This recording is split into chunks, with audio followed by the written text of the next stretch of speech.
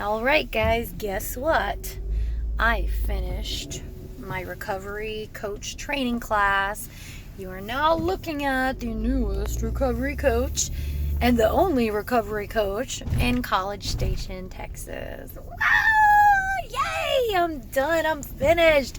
That's it. I'm driving out of the parking lot right now. That's why it's so dark. And I'm going to miss all those people there. You know, there were some really, really great people. And I'm so excited to network with everybody.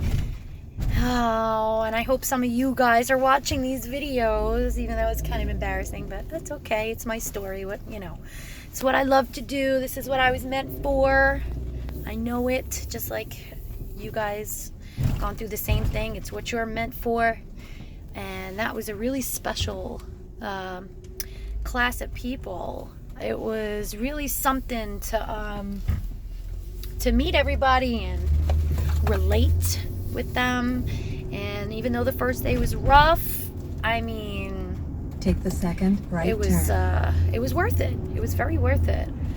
And if there's something that you guys feel like you need to be doing, then I say go for it, because I was waiting I would say about 8 months after, from the time my what I call him a mentor, he's actually my clinical director, Don. He told me 7 or 8 months ago to do all this, and I was like, yeah, sounds great. And I just, for some reason, never put my foot into it. And then a week before this class starts, he's like, hey, I have good news. We're able to sponsor you and pay for your class and all that. And I'm like, yeah, baby, let's do it. And I just thought he was telling me. I didn't realize that he was making me fill out the application for it. And so that was a little nerve-wracking that I went through with that. I go to the clinic doing a support group, and then the next thing I know, I'm signing up for a recovery coach class that I really didn't think I was ready for. But in all honesty, it's what I do anyway. I coach people, kind of. I didn't know the name of it. I didn't have a name for it, but now I do. And I'm really fucking proud of myself, and I have every right to be, because of where I came from. And so if I can use my story to motivate and to be a role model and to advocate for, I'm going to go through all of my little Rampart thing that I learned today. The resource, if I could be a resource broker, an advocate, a motivator, a problem solver, an ally and confidant, a role model, and a truth teller, then that's what I'm gonna do, because ain't nobody better at telling the truth than me to other people's truth. Sometimes I fib, what can I say? But there's one thing I will not fib about, and that's my recovery and the process it took to get here. And I'm gonna be a source of inspiration for somebody. I mean, people have said it before, but I really want to change somebody's life. And if I could do more lives, I'm going to change more lives. And I'm just going to be networking as much as I could, and with these fabulous people that I met. A lot of you don't know my story, and I was really fucking depressed when I moved to Texas. And the reason, let me just say that the reason why I never told my story is because my kids don't know my story. And my kids range from age 1 to 12, and 4 out of 5 of them are girls. And so I have to think twice about what I say, because they will look on my YouTube channel, and they have watched some of my previous videos. In a quarter mile, make a right turn. At this point, I think my oldest just knows that I'm really into helping people. But back to what I was saying, because at this point,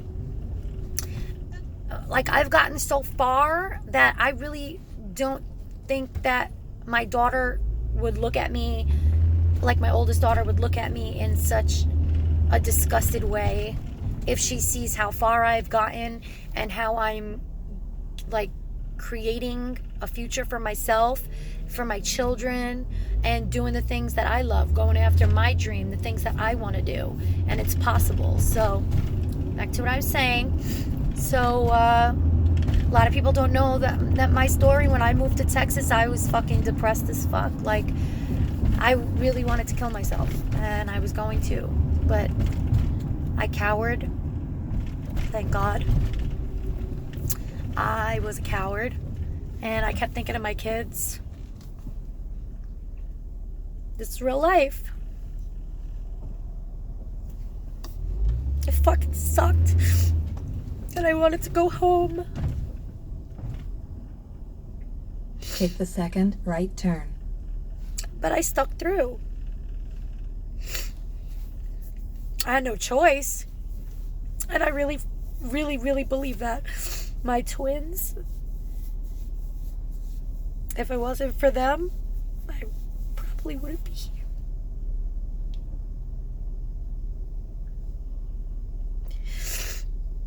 And that's all honesty. And I'm crying because, not to feel bad for myself, but I keep thinking of my children as I'm telling my story.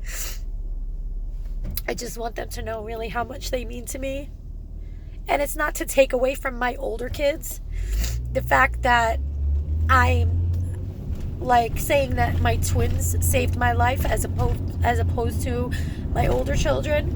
The twins saved my life because I had to stop doing cocaine in order to maintain a healthy pregnancy. Damn, I missed my turn. And I didn't want to hurt my kids. And the thing is, take the next right turn. The thing is that I literally wouldn't have stopped. I probably would have died because of how much I was hurting myself.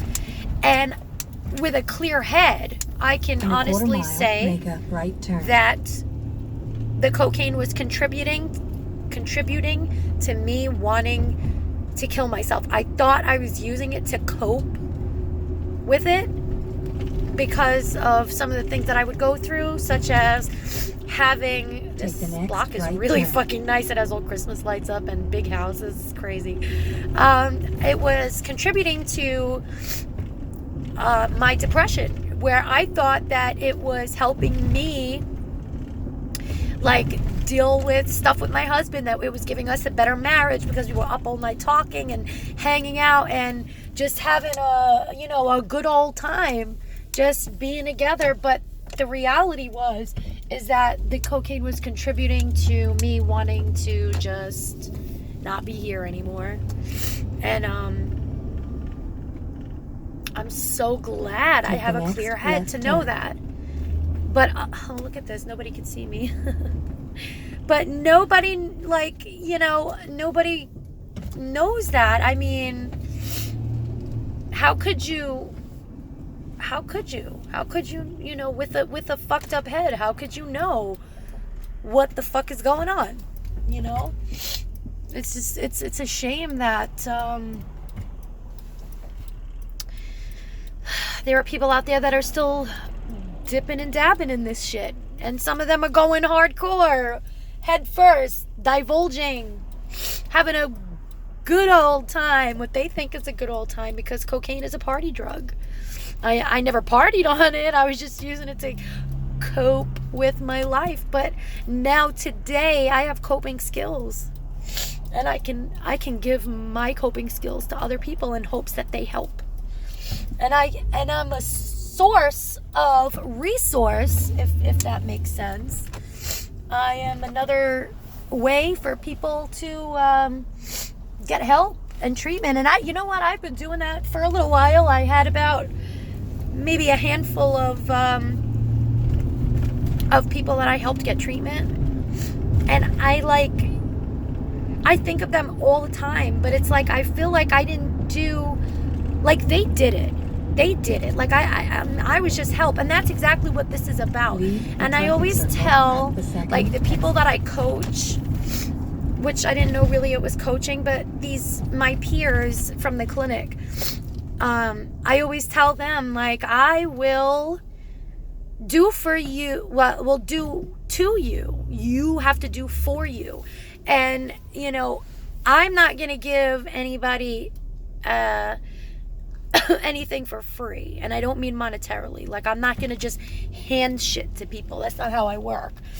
It's like I provide resources, but your ass needs to pick up the phone or go to the place and, you know, if you need a ride, I'll drive you there. But that's the extent of it.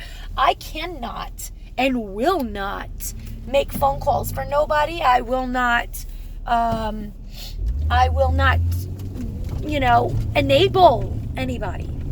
Take the next exit. And that's, word is bond, yo. In a half mile, it's for make real. a slight left turn onto 10 That was just west. a joke. I really don't talk like that, but it was just saying, trying to get myself out of the teary-eyed part. So I hope to God my kids don't see this video, but if they do, it is what it is. I'll just have to have a talk with them, you know. That's fucking real life. And you know, I tell my daughters, like my older one, that everybody always said to us, like, don't do drugs, drugs is bad, say no, say no, say no. But like, when you don't have the capacity to say no, and you just are like, okay, well, it's gonna be a one-time thing, like, that's what you think. What if you fucking like that shit? Because you know what? The first time I tried cocaine, like, my goal was to not become addicted to cocaine, like, mentally. I fucking like that shit. The first time I ever tried it, I looked at my husband, I said, God damn, this is gonna be a problem. This is gonna be a fucking problem because I know what I like. And, you know, I may have only used heroin for only 6 months or 7 months or 8 months. It was 6 months before I went to treatment, but then I continued, you know, using methadone as a crutch because I didn't understand a lot of things. Nobody was explaining treatment to me. Like, they made it seem, my first clinic made it seem like it was okay to continue this behavior, and it was not okay. It's not okay. So this video is longer than what I wanted it to be. Like, I wasn't planning on saying any of this. It just literally came out, you know, just the way it is. And I just need to say thank you to everybody that supports me in all of this and everything that I do. That's including the people that I rarely talk to anymore. Amber, who don't like picking up the phone because she's got a new best friend, which is great. I'm happy for her, but her best friend is her husband, and that's okay. That's really good, and I am happy for her. But even I know even though we don't, like, I know she's supporting me from a distance. I know that you're supporting me from a distance, even though we don't talk. We're sisters. We may not be blood, but I know your intention. You know what? Fuck everybody. I'm sick of fucking crying today. I don't want to fucking cry anymore. I'm tired. I want to go home, and instead I'm sitting in this shit. Okay? But I did it for a good reason. I'm about to get paid for this shit. And I swear to God, it's not about the money. It's just a joke. So my car's about to run out of gas. Gas lights on. Fucking engine lights on and shit. I can't. That's real life, baby. That's all I give. Anyway, so I'm gonna continue these. I really feel like they help me, and I'm really hoping they help you guys or somebody. And I don't even care about being like viral or nothing. It's nothing like that. You know, this is like an AA meeting or an NA meeting you could pause and come back to.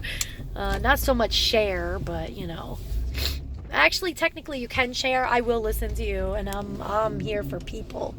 So, do you need this side? Do you need this side? No? Okay, well, I guess I'll talk to myself then, like usual. Anywho, thanks for your support. I am going to get gas and hit the road. Have a good night, everybody. Bye.